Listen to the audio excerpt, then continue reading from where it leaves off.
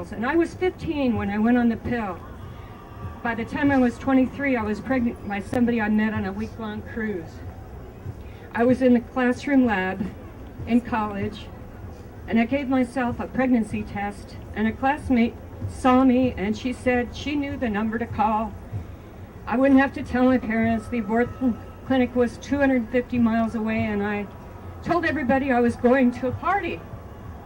And at the clinic, I remember they said I didn't need any counseling because I was so sure of myself. I remember paying them about $320 in advance, and there was a woman in the waiting room crying to a friend, and her friend assuring her that since she was getting a divorce, she had to get this an abortion. I remember paying them $320 in advance and being in line with lots of other women and meeting the abortion for a brief instant beforehand.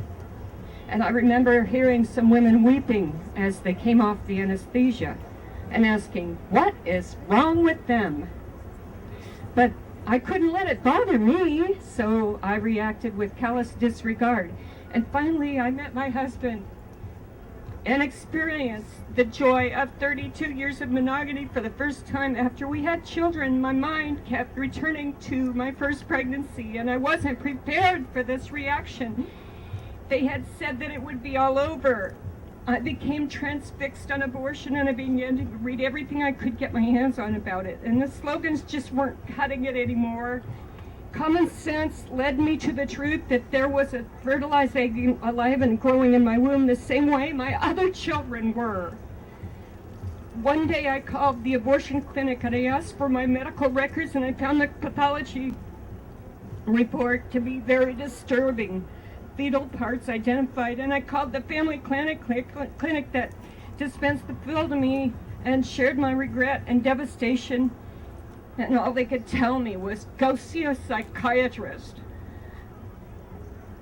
Now I lost my place. I felt betrayed. I felt betrayed because I knew I didn't think I was mentally ill. In my heart, I knew that it's a normal reaction for a mother to grieve the loss of a child. It is a child, and it was my child. And so I withdrew in exile to hide my shame, and I isolated myself in privacy with my secret for 35 years. I hated myself, and I decided I had to talk to someone, and the first person I told was a priest, and it was through Project Rachel. And he cried with me, and he listened to me, and he wasn't judgmental at all, and he offered me support, and he told me of the power of love and forgiveness of God, and assured me that joy was possible for me. And I'll tell you that abortion has lifelong consequences. I'm a 57-year-old woman, and 35 years is a long time to grieve. Healing is a process, and I still have a while to go, but I still don't have the courage to tell my 2 adult children. But it's liberating to tell my story to you today. I only hope that it'll prevent someone else from this painful experience. Thank you for listening.